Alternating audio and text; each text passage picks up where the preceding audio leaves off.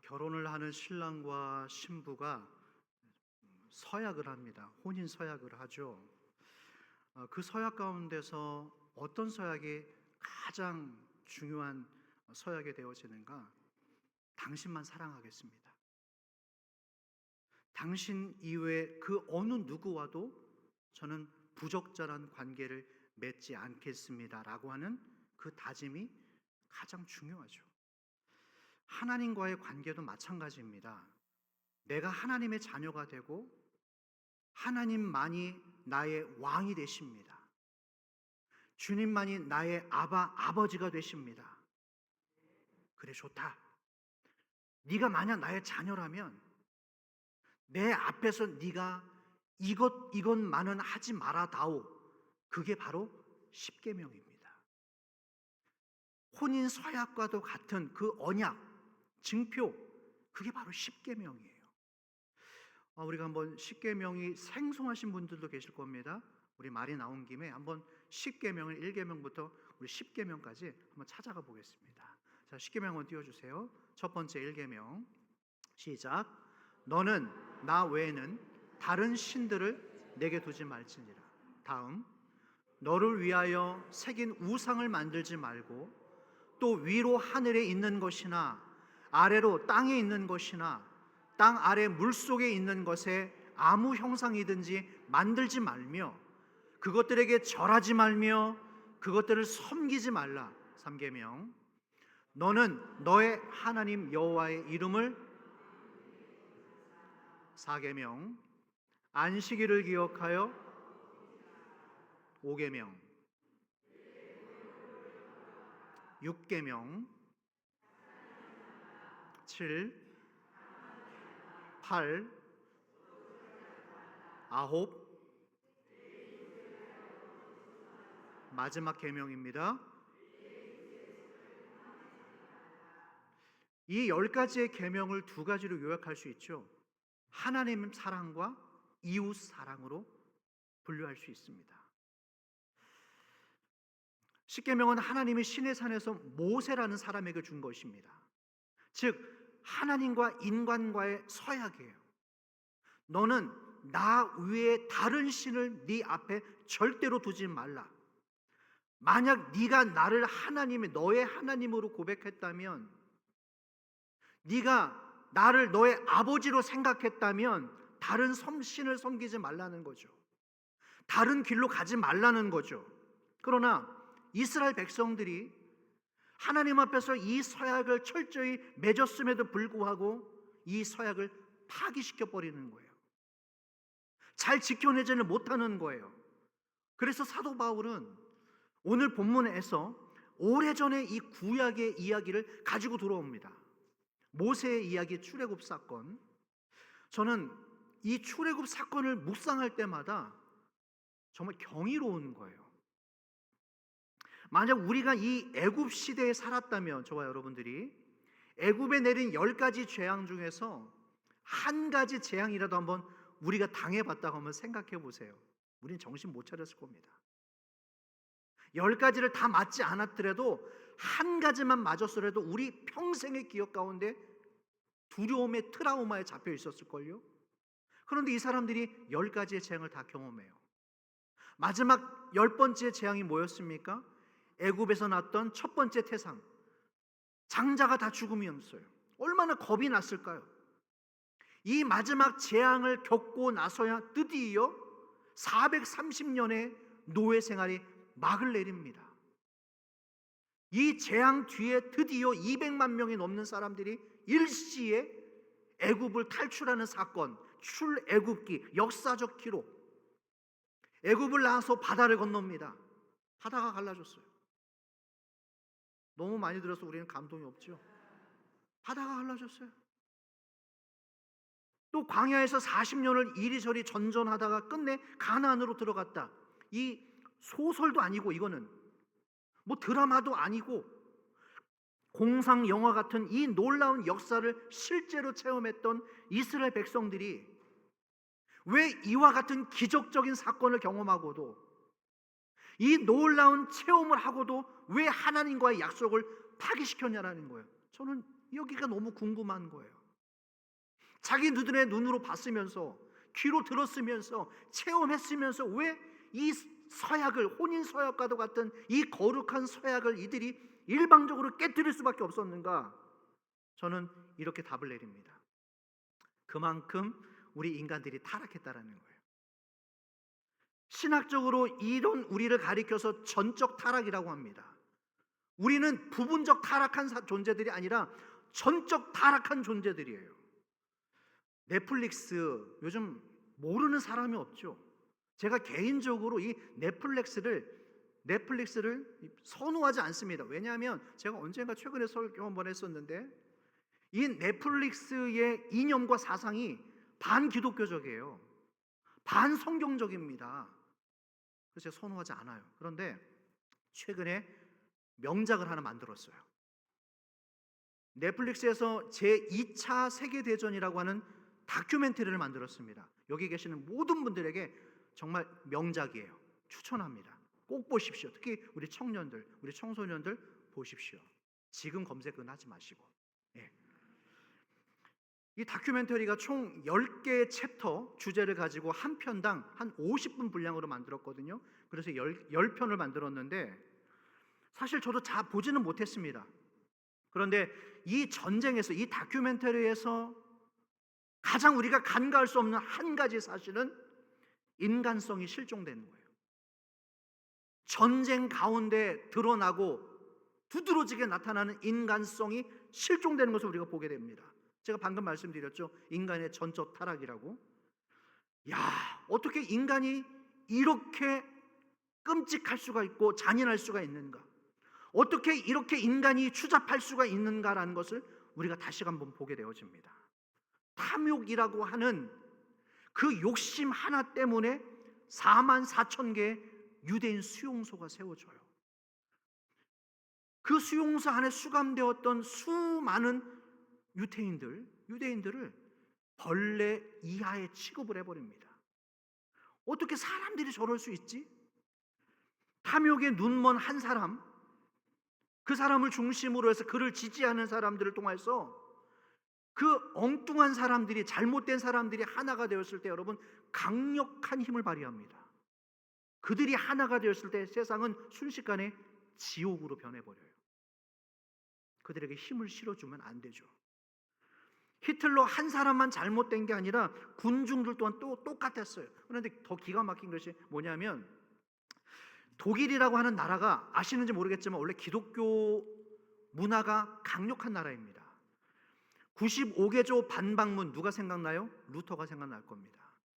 개신교 태동의 주역이라고 할 수 있는 그 신학자 루터의 태생이 어디인가? 독일이에요. 4만 개가 넘는 수용소 굴뚝에서 매일같이 사람을 태울 때 그 연기가 모락모락 피어나겠죠. 그 독일 사람들이 몰랐을까요? 사람이 죽어가는 그 연기라고? 분명히 그들이 봤을 것임에도 그 사건에 입을 닫습니다. 무감각해져요. 오히려 자기 민족에 대한 우월감을 갖습니다. 우리 민족이야말로 지구상에 존재하는 최고의 종족이다. 그렇게 착각하고 있었잖아요. 스스로를 높이고 유대인들을, 다른 나라 민족을 마치 신에게 드리는 제물처럼 생각을 해버렸습니다. 자, 이처럼 우리 인간에게는 선한 구속이 없기 때문에 하나님께서 적극적으로 나서셔서 이 시대 교회라고 하는 도구를 통하여서 저와 여러분들을 도구 삼으셔서 이 땅을, 지저분해진 이 땅을, 멸망받을 이 땅을 새롭게 나가시는 열심을 보게 되시는 줄로 믿으시기를 바랍니다. 우리가 그렇게 쓰임받기를 원해요. 사도 바울은 이런 내용을 골자로 해서 고린도 교회 교인들을 지금 깨우치고 있는 거예요. 이 사람은 참 놀라운 신학자입니다. 자, 그렇다면 오늘 이 고린도전서 우리가 읽었던 이 말씀이 우리에게 주시는 말씀이 뭘까요? 이게 나와 무슨 상관이 있지? 한번 그 현장으로 한번 들어가 보겠습니다. 자, 당시 고린도 교회에 문제점이 있다면 이 교인들이 신앙이 교만해졌다라는 거예요. 혹시 이 말을 이해하시겠어요? 신앙이 교만해졌다. 뭐 우리 자체가 교만해졌다는 말을 많이 듣지만 신앙이 교만해졌다. 이게 무슨 말이냐면 무감각해진 거예요. 교회를 좀 다니다 보니까 무뎌진 거예요. 예를 들어 볼게요. 주일마다 교회 나와서 예배를 드립니다. 예물도 뭐 드리고 뭐 무슨 성경 공부하래요. 성경 공부도 참여해요. 뭐 수요일날에 집회한대요. 수요일날 집회도 와요. 그러면서 스스로 자각하기를, 아 그래, 내가 이 정도 신앙이면 되겠지. 봐봐, 나 주일날 예배 나왔잖아. 예물도 드렸습니다. 봉사도 했습니다. 심지어 성경 공부도 했습니다. 이 정도면은 노멀한 신앙이 아닐까요? 이 정도면은 주님도 인정하시는 신앙이 되지 않을까요? 바로 거기서부터 무너지기 시작하는 거예요. 이제 막 교회 등록하신 분들은 이런 생각을 갖지 않죠. 아, 제가 몰라서요. 제가 부족해서요. 저는 많이 더 도움이 필요합니다. 그런데 이제 교회를 좀 몇 년 다니는 분들, 그 이상의 분들이 이런 생각을 갖게 되는 거예요. 이 정도면 되지 않을까요? 나더러 주여 주여 하는 자마다 천국에 들어갈 것이 아니라고 했습니다. 자, 바울은 그런 교회 교인들을 깨우치기 위해서 오늘 이 말씀을 주시는 거예요. 자, 1절 한번 띄워주시고 다 같이 한번 읽어보겠습니다. 시작. 형제들아, 나는 너희가 알지 못하기를 원하지 아니하노니 우리 조상들이 다 구름 아래에 있고 바다 가운데로 지나며. 우리 조상들이 다 구름 아래에 있었고 바다 가운데로 지났다라고 하는 출애굽의 사건의 이야기를 사도 바울이 가지고 들어왔습니다. 이 정도면 되지 않겠습니까?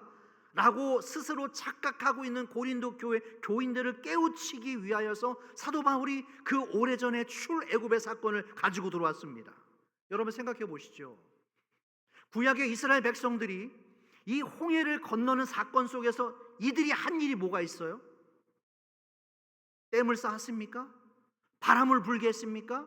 이 백성들이 바다가 갈라지는 사건 속에서 한 일은 아무것도 없어요. 자기들의 힘으로 헤엄을 친 것도 아니고 자력으로 바닷물을 막은 것이 아니라 오직 하나님께서 은혜를 베푸셨습니다. 전적인 하나님의 은혜, 전적 타락했던 인간들에게 부어주시는, 쏟아 부어주시는 우리 아버지의 하나님의 은혜, 그런 의미에서 우리가 그리스도인이 되고 세례 교인이 되어서 오늘 이 자리에 나와서 하나님을 예배하고 찬양하고 말씀을 들을 수 있는 까닭은 우리의 공로가 없다라는 거예요. 내가 한 것이 없다라는 것입니다. 우리의 능력이나 우리의 지혜나 우리의 어떤 선함도 없다라는 것입니다. 오직 하나님의 은혜, 그 은혜로 지금 우리가 이 자리에 서 있는 것이죠. 3절 말씀입니다. 다 같이 읽겠습니다. 시작. 다 같은 신령한 음식을 먹으며 4절입니다. 다 같은 신령한 음료를 마셨으니 이는 그를 따르는 신령한 반석으로부터 마셨음에 그 반석은 곧 그리스도시라. 역시 출애굽했던 사건의 이야기입니다. 모두가 신령한 음료를 마셨대요. 이게 무슨 말이냐면 광야에 나온 백성들이 마실 물이 없었어요. 르비딤에 가서 사람들이 실컷 불명과 원망을 쏟아냅니다. 이게 뭐냐고. 차라리 그 옛날에 노예 생활할 때가 좋았다. 그래서 모세가 반석을 지팡이로 치니까 물이 그 반석에서 솟아나오는 거예요. 여러분, 그 물이 솟아나오는 물을 생각할 때 수도꼭지를 틀었을 때 그 정도 양을 생각하시면 안 됩니다. 그 정도 양의 물이 아니라 강같이 터진 거예요. 상상해 보십시오.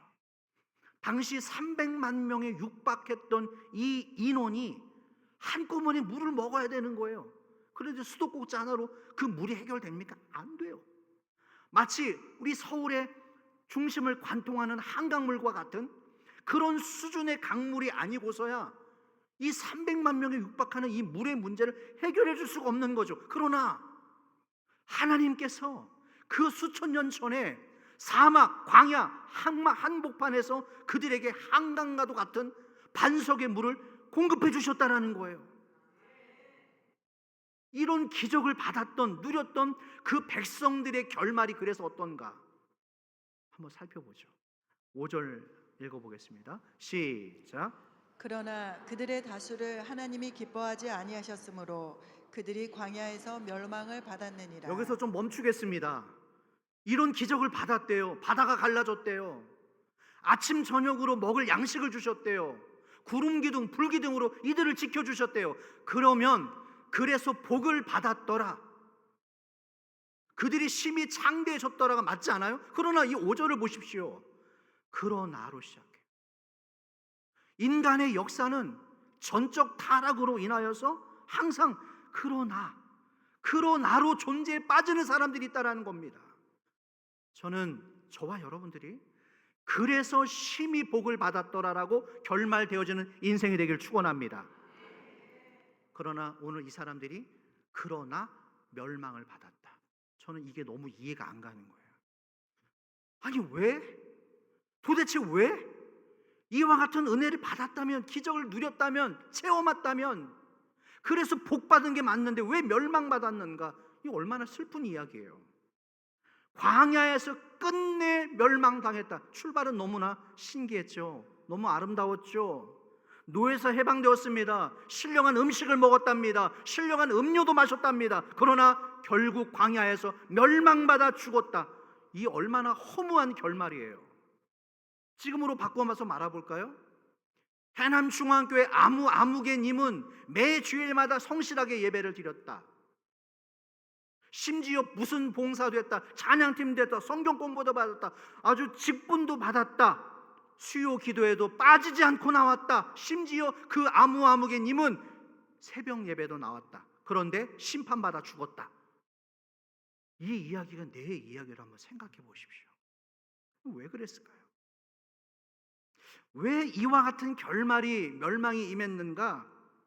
그들이 애굽에서 노예라고 하는 신분에서는 벗어났습니다. 그러나 가지고 나온 노예 근성은 아직 버리지 못한 거예요. 다시 한번, 신분은 바뀌었지만 그 노예 근성에서는 아직 풀려나지 못한 겁니다. 노예라고 하는 신분보다 더 무서운 것은 그들 안에 자리 잡고 있는 노예 근성이라고 하는 그들의 의식이 문제였던 거죠. 그러므로 여러분들의 직업이 저는 뭔지 잘 모르겠어요. 직업이 중요한 게 아닙니다. 얼마나 버는지, 어떤 옷을 입고 어떤 일을 하는지가 중요한 게 아니에요. 오늘 이 신앙생활을 하면서 몇 년 교회를 다니셨는지가 중요한 게 아니에요. 직분이 무엇인가가 중요한 것이 아니라 오늘 이 예배를 드리는, 하나님을 섬기는 내 마음의 태도와 동기가, 중심이 너무너무나 중요하다는 거예요. 아멘입니까? 감사합니다. 출애굽하는 것은 사실 하루면 됩니다. 그러나 그 애굽에서 살아왔던, 자기가 가지고 살았던 노예 근성이 빠져나가는 것도 있잖아요. 내 옛사람의 이 고약한 못된, 자기 부인을 하지 못하는 옛사람의 습성이 빠져나가는 데는 40년이라는 시간을 줘도 이게 풀리질 않습니다. 애굽에서 빼내주시는 것은 하나님이 하시지만 거기를 나와서 애굽의 사고방식, 옛사람을 버리는 것은 전적으로 우리의 몫이라는 거예요. 중요합니다. 다시 한번 하겠습니다. 애굽에서 빠져나오게 하시는 것은 하나님이 하십니다. 그러나 나온 그 사람들이 옛 습성을 버리는 것은 우리의 몫이라는 거예요. 그렇다면 고린도 교회를 향하여서 사도 바울이 왜 굳이 오래전에 있었던 이야기를 지금 꺼내고 있는가? 이제부터 그 결론이 나오죠. 사도 바울의 진심이 나오는 거죠. 6절 말씀입니다. 다 같이 시작. 이러한 일은 우리의 본보기가 되어 우리로 하여금 그들이 악을 즐겨한 것 같이 즐겨하는 자가 되지 않게 하려 함이니, 우리의 본보기가 되어 그들과 같이 되지 않게 하기 위해서. 7절 말씀입니다. 7절 시작. 그들 가운데 어떤 사람들과 같이 너희는 우상 숭배하는 자가 되지 말라. 기록된 바 백성이 앉아서 먹고 마시며 일어나서 뛰논다 함과 같으니라. 그들과 같이 되지 말라. 그들이 어떤 짓을 했냐면 지금 7절에 이와 같은 짓을 한 거예요. 모세가 시내산에 올라가서 십계명을 받고 있는 동안에 그 며칠을 견디지 못하고 사람들이 아론을 부추겨서 기어이 뭘 만들어요? 금송아지를 만듭니다. 그리고 그 금송아지를 만들어서 뭐라고 불렀냐면 엘로힘이라고 불렀어요. 하나님이라고 불렀어요. 우리 처수의 십계명을 기억하시죠?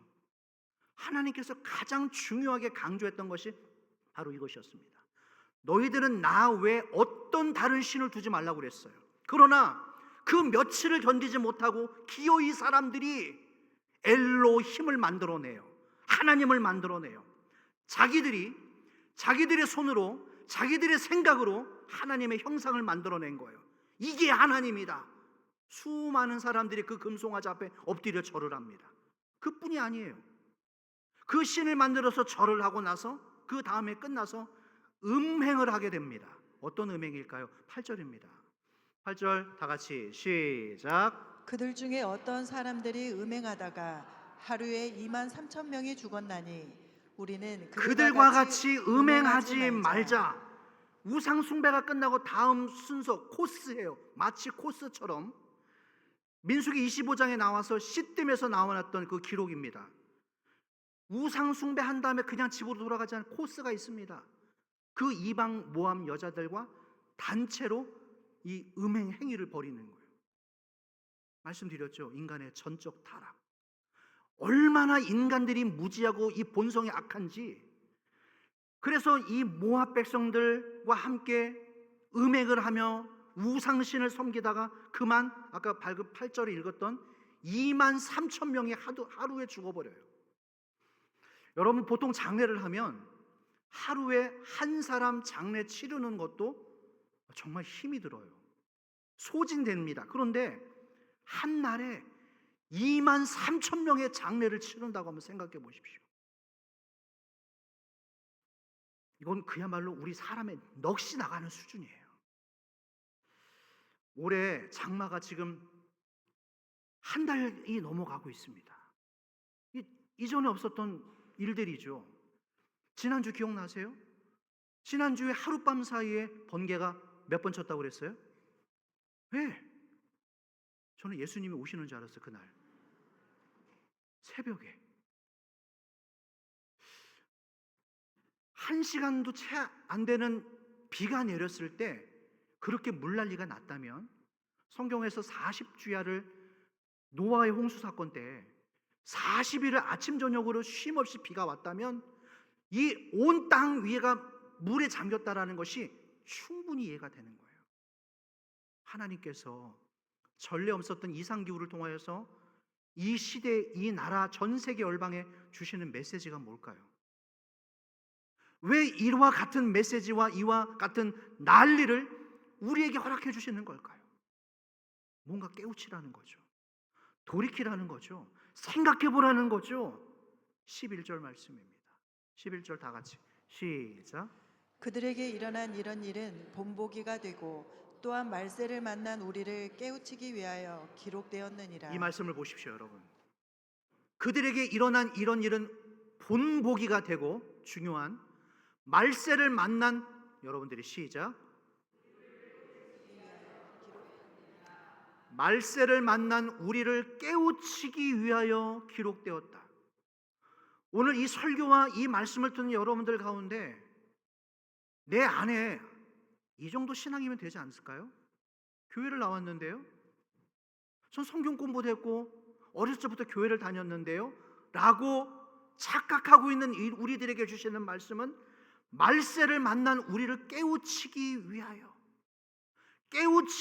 기록되었다. 얼마나 지금 깨우치고 있는지 모르겠습니다. 여러분들 안에서 이 말씀이 내 신앙과 얼마나 충돌되고 있는지는 잘 모르겠습니다만 지난주 니고데모에게 하셨던 예수님의 말씀, 네가 거듭나야 되겠구나. 유대인 바리새인의 아주 지도자급이었던 많은 학식과 많은 달란트와 많은 학력을 가졌던 그에게 네가 거듭나야 되겠구나 라는 권면을 우리가 기억합니다. 지금 고린도 교회 교인들 향해서 말하는 거예요. 너희들이 지금 말세를 살고 있다. 이 말세를 만난 때를 어떻게 살아야 되는지에 대해서 사도 바울이 마치 출애굽했던 이스라엘 백성들처럼 애굽 땅을 나와서 가나안 땅에 아직 들어가지 못했던 백성들처럼 그 사람들처럼 하나님의 말씀을 기억하면서 너희들이 처음에 하나님과 맺었던 그 언약을 기억하면서 그 광야에서 살아가야 된다라는 메시지를 주고 계시는 거죠. 이 백성들이 아까 5절 말씀처럼 어떤 징계를 받았고 어떤 어려움을 받았는지, 그래서 왜 가나안 땅에 결국 못 들어가게 되었는지를 너희들이 기억하라는 거예요. 그래서 이 고린도 교회 사도 바울이 계속해서 권면합니다. 12절 말씀입니다. 우리가 읽지 않았지만 12절 한번 읽어보시죠. 시작. 그런즉 선줄로 생각하는 자는 넘어질까 조심하라. 기억하세요, 이 말씀을. 목사님, 제가 이런 직분을 갖고 있습니다. 제가 그래도 신앙생활 몇 년 했습니다. 성경 공부했습니다. 11조 합니다. 봉사합니다. 그런즉 선줄로 생각하는 자는 넘어질까 조심하라. 어제 갑자기 연락도 없이 어떤 타 교회 장로님이 제 방에 방문하셨습니다. 다른 얘기는 생략하고 그렇게 교회를 칭찬하더라고요. 자랑하더라고요. 당신의 교회를. 우리 교회는 이렇고요, 저렇고요. 우리 교회 담임 목사님은 이렇고요, 저렇고요. 이래서 좋고요. 우리 교회, 특별히 우리 교회 교인들은 너무 이래서 훌륭합니다. 훌륭합니다. 저는 그 모습이 너무나 아름다웠어요. 교회도 물론 칭찬스럽지만 저는 그 장로님이 너무너무 존귀해 보이셨어요. 제가 그랬습니다. 장로님 참 겸손하시군요. 그래서 하는 말이, 돌아오는 말이 그거예요. 아니요 목사님, 제가 우리 교회에서 제일 무익한 사람입니다. 제가 제일 미련한 사람입니다. 완악한 사람입니다. 그 말에 다시 한번 놀랐습니다. 그리고 오늘 이 말씀을 떠올리는 거예요. 그런즉 선줄로 생각하는 자는 넘어질까 조심하라. 주님, 제가 이렇게 살아왔는데 이 정도면 되지 않았습니까? 아니요, 선줄로 아는 자 넘어질까 조심하라는 것입니다. 고린도 교회의 가장 큰 문제점이 무엇인가? 서 있지도 못하면서 서 있다고 생각한 것, 성숙하지도 못했으면서 자기 자신만큼은 성숙했다고 생각하는 것, 이것이 바로 이 교회 성장의 걸림돌, 방이었다라는 것입니다. 자, 그래서 13절까지만 우리 한번 읽어보겠습니다. 13절 시작. 사람이 감당할 시험 밖에는 너희가 당한 것이 없나니 오직 하나님은 미쁘사 너희가 감당하지 못할 시험 당함을 허락하지 아니하시고 다음, 시험 당할 즈음에 또한 피할 길을 내사 너희로 능히 감당하게 하시느니라. 다시 앞절 띄워주시겠어요? 이 성경 구절을 많은 분들이 아시죠? 좋아들 하십니다. 그래서 이 구절을 이렇게 조금만 어려우면 이 말씀을 적용하시는 분들이 계시는데, 이 말씀은 사실 고린도 교회에서 사도 바울이 그 교회 교인들에게 주시는 이런 배경 속에서 주시는 말씀이었던 거예요. 그러나 이 배경은 상황 생각하지 않고 이 13절 말씀만 빼는 거예요. 자기가 원하는 대로, 자기가 원하는 상황에 자기가 생각하는 하나님 말씀을 자기 멋대로 적용시키는 거죠. 전후 사정은 빼서. 그러나 그것은 잘못된 겁니다. 여러분, 우리는 지금 또 성장의 과정 가운데 있습니다. 우리는 다 완성된 게 아니에요. 내가 이만큼 신앙생활했고 이만큼 뭔가를 했으니까 됐다라고 하는 것이 아니라, 우리가 이 땅에서 목숨이 다할 때까지 우리는 계속해서 자라 나아가야 합니다. 그럼에도 내가 알고 있는 상황, 내 성경 지식이 마치 전부 있는 것처럼 다 가진 것인 양 착각하며 살아가죠. 그들과 같이 되지 않기 위해서는 이제 우리의 시선을 넓혀야 돼요. 이 정도면 좀 괜찮은 신앙이 아닌가라는 착각을 이제 내려놓을 수 있어야 됩니다. 그런 결단을 가지신 분들을 축복합니다. 그런 분들에게 더 큰 은혜가 있기를 바랍니다. 그런즉 선줄로 생각하는 자는 넘어질까 조심하라. 제 아무리 큰 은혜를 우리가 받으셨다 하더라도 반드시 우리 인생 가운데 시험은 어쩌면 매일매일 찾아오죠. 매일매일 시시각각 다른 시험들이 찾아오는데 우리는 항상 옛날에 받았던 그 한 번의 은혜, 10년 전에 받았던 은혜, 20년 전에 받았던 은혜 가지고 나오는 거예요. 시험은 날마다 거세게 우리에게 광풍처럼 밀려오는데 오래전에 받았던 그 은혜를 가지고 대항하려고 하니, 싸우려고 하니 최신식의 무기와 구무기가 이 경기가 안 되는 거예요. 전쟁이 안 되는 거예요. 매번 지게 되어지죠. 마찬가지로 여러분, 우리에게 매일매일 새로운 은혜를 공급받으시기를 주의 이름으로 축원합니다. 매 순간순간마다 하나님을 의지하고 살아갈 때 그런 자들에게 주셨던 말씀이 바로 13절이에요. 그런 다짐과 그런 신앙의 결단을 가지고 살아가는 사람들에게 주시는 말씀이 13절의 말씀입니다. 시험 당할 즈음에 피할 길을 내사 너희로 능히 감당하게 하시느니라. 할렐루야. 말씀을 정리하겠습니다. 그들과 같이 되지 말라. 왜 그랬을까? 왜 이 사람들이 이렇게 불평하고 원망하고 우상을 만들고 왜 자기 멋대로 신앙생활을 했을까? 한 가지 결론을 찾아냈습니다. 보장이 안 되는 거예요. 보장이 없어. 우리는 보장되기를 원합니다. 거기 가면 월급 얼마입니까? 거기 가면 학군이 어떻게 됩니까? 대형 마트가 있습니까? 보너스 줍니까? 상여금 줍니까? 몇 프로 줍니까? 우리는 보장된 것을 원해요. 그러나 하나님께서 우리에게 말씀하시고 보여주신 하나님의 나라는 보장되는 것이 없어요. 너는 내가 너에게 지시할 땅으로 가라. 내가 너에게 보여줄 땅으로 가라. 보장됨이 없어요. 우리에게 원하시는 것은 단 하나입니다. 순종하는 것. 믿고 바라고 간절히 바라는 것. 그것을 우리에게 원하신다라는 거예요. 오늘 말세를 지나는 우리들에게, 이 여러 가지 환난을 지나가는 우리들에게 주시는 하나님의 명확한 말씀, 너만큼은 그들과 같이 되지 말라. 그들의 길을 걷지 말라. 예배 마치고 이제 여러분들의 가정으로 돌아갑니다. 내일 월요일이에요. 아우 지겨워 죽겠네. 또 가서 일을 해야 되나? 아니요. 그곳에 가십시오. 그 현장으로 가셔서 그들과 구별된 삶을 사시고, 보장되지 않지만 다 보여주지 아니하지만 내가 말씀을 믿고 기꺼이 아버지 앞에 따라가겠습니다. 그리하여서 세상을 승리하는 여러분들 다 되시기를 주의 이름으로 축원합니다. 우리 이 찬양 드릴까요? 성령이 오셨네.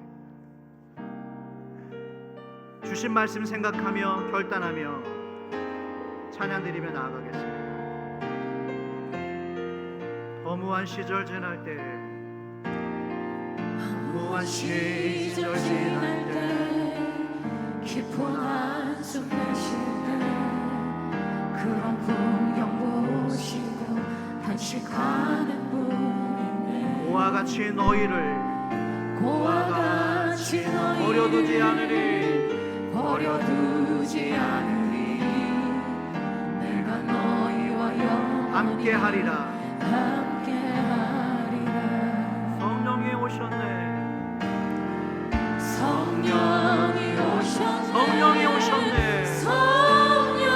내 주에 보내신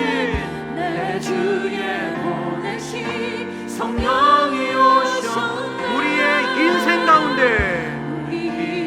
가운데 친히 찾아오셔서 그 나라 꿈꾸게 하시네. 억눌린 자 갇힌 자, 자유함이 없는 자, 피난처가 되시는 성령이 계시네. 주의 영이 계신 곳에 참 자유가 있다네. 진리의 영이신 성령이 오셨네. 다 같이 성령이 오셨네.